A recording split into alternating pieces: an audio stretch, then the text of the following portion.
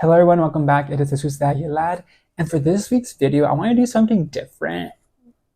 I wanted to do a what I read in a week in university because I am double majoring in sociology and race and resistance studies here at San Francisco State University. I wanted to show you guys what I do in a week and what I read in a week since I'm taking 21 units. Yes, 21 units. You heard me, 21 units. And I'm always consumed with reading, research, and discussions and reflections and essays. I wanted to show you guys what I do and what I read for a week. So I hope you guys enjoy this. What I read today is from my Sociology 460, Marriage, Family, and Society. So each week we read a chapter and like the history of marriage and wives from my first book by Elome. And chapter 6's concept is Victorian wives of the American frontiers. So this book, starting from chapter 1, goes through all the different eras of like women in marriages. Chapter 1 starts off with like biblical, ancient, and Roman models of marriage. And so I'm in chapter 6, so now we're like in the 18th century. And yeah, so it's about like 20 pages, and so I'm going to read first.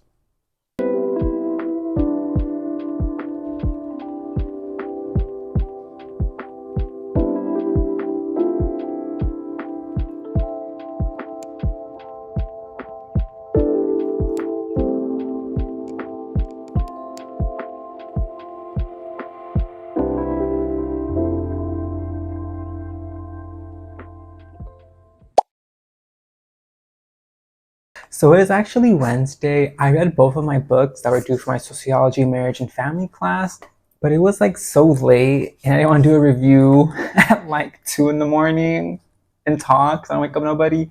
So I said, let me go to sleep. The first book is Dr. Yalone's Marriage of a Wife. Chapter 6 is Victorian Wives of the American Frontier.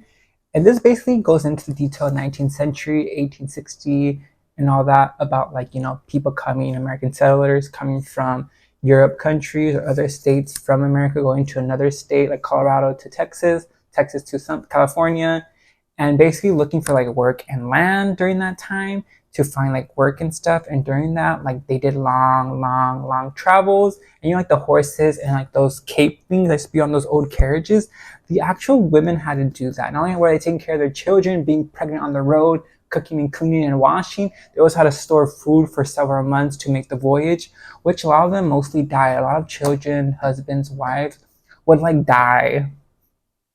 And then so they would walk back to their state of origin and try to survive, because a lot of people would die during this time.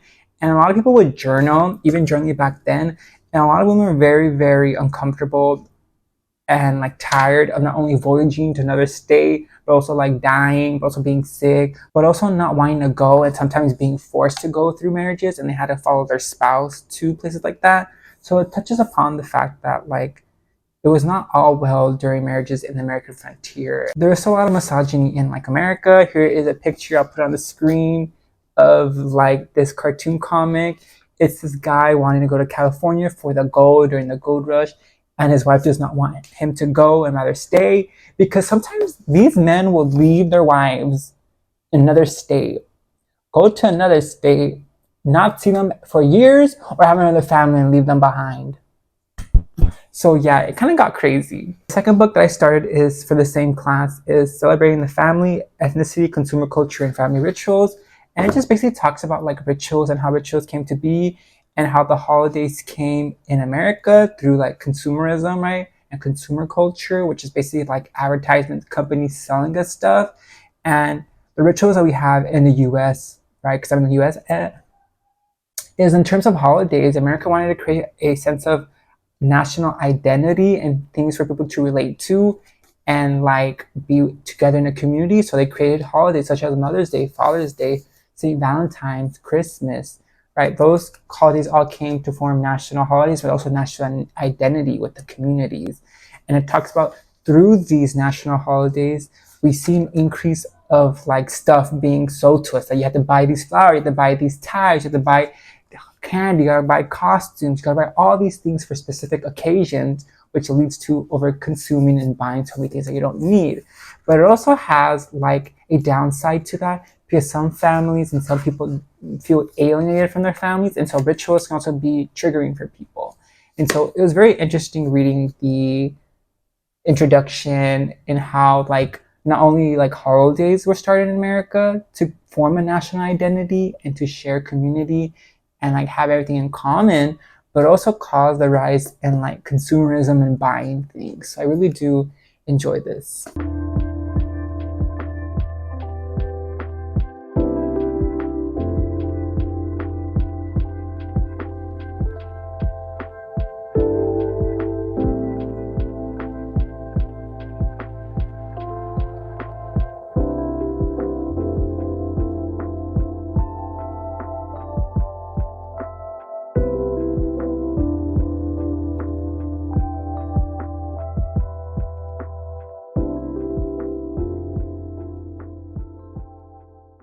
So it is later in the night, and I just finished my other reading for my GUAR Ethnic Studies 300 writing class.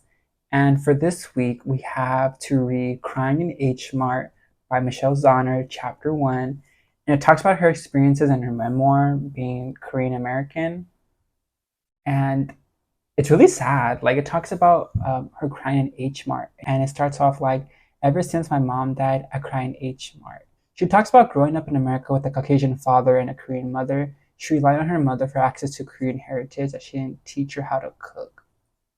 And so her mother died from cancer, and the only way she can feel close to her is by cooking and learning Korean food. But when she's at the H Mart and it's a two-story and they used to go up in the second story and eat together, she sees other families eat and she's like very jealous and very upset because her mom's not there anymore. Her mom died of cancer. And so she's having very negative feelings of that and how everyone else has their parents, but she doesn't have her mom because she died. She talks about like the food they used to eat and how her mom and her tias used to eat Korean food together and just gossip, and how like she would ask her mom to like translate for her to go with this gossip or chisme. And yeah, she's just, you know, processing her grief, right? And she says, I'm searching for memories. I'm collecting the evidence that the Korean half of my identity didn't die when they did. She says, I'm searching for my memories. I'm collecting the evidence that the Korean half of my identity didn't die when they did.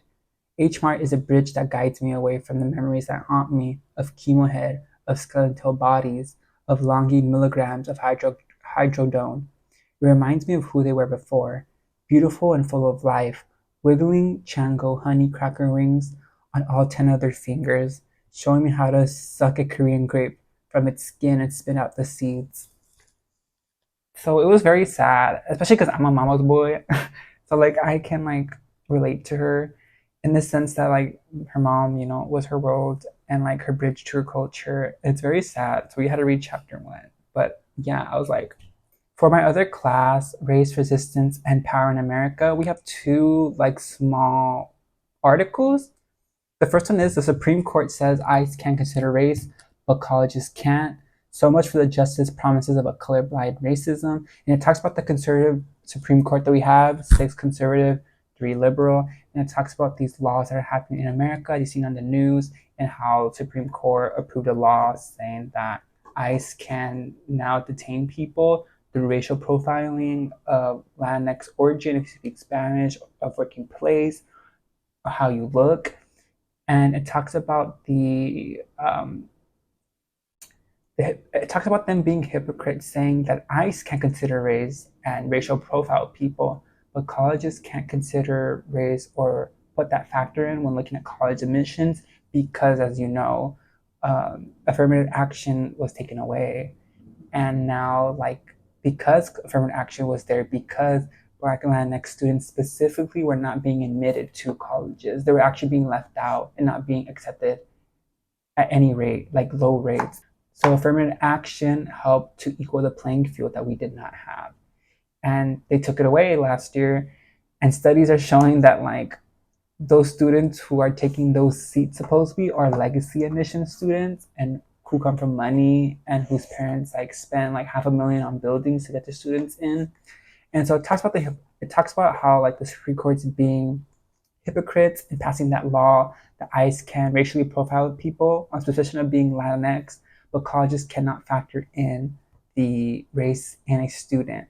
The last reading is Throw Originalism Out. It's time for inclusive constitutionalism. And it's basically talking about since as a society, in terms of like the US, we are changing and striving for a more inclusive society. And so the Constitution should reflect that. And it's just talking about how it should be more inclusive, and that's all about it.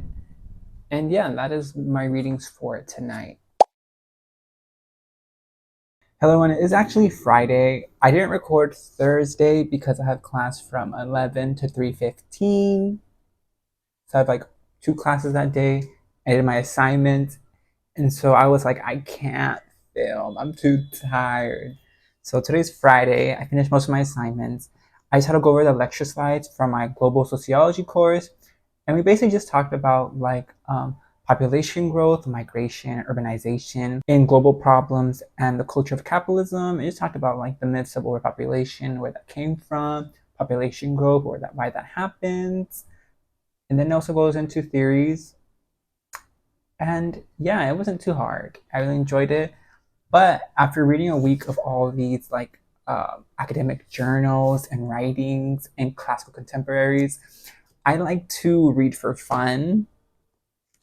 And so the book that I'm reading right now currently is The Lost Girl, A Revenge Story by Sonia Hartle. This is a Yuri Todd Tucker Must Die, but the Yuri version. It's a sapphic vampire romance book. It's about this girl named Holly who's transformed at 16 as a vampire in the 80s. And she was with the guy who made her into a vampire. They were madly in love. 30 years later, he like leaves her and ditches her. And she finds out after working the night shift at Taco Bell that he turned to other girls in different time periods. The first one in the 1920s, the second one in the 1950s, her in the 1980s, and now we're in present time, 2024, 2023, in this book, even though it's 2025. And they're trying to save the last girl from being turned, so she doesn't get the same fate. But the problem is, the more Holly gets to like know her, she kind of wants to be with her. So they have to stop her evil creator, but also like wanting to be with the new girl. And also, the three of them, Holly and the two other vampire girls who were turned by the same guy, they're all planning to kill him so they can be free because they're linked together. They can just kill each other and they're not safe.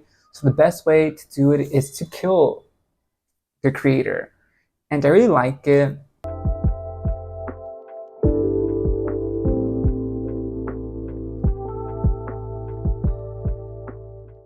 But that is it for the week. This is what I read in a week of a double major, and I hope you guys enjoyed it. It was more like a talkative video. I know it's not like aesthetic, but like let me know. Let me know if you don't like it. Like comment down below. If you don't like it, tell me. I'll change it up. If you do like it, oh my god, maybe I'll make more.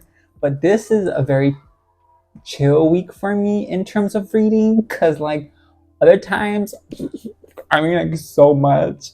But yeah, this is just a little bit of what I do. I didn't film my homework or anything like that. I just wanted to just reading. So again, thank you for watching, and I'll see you next one.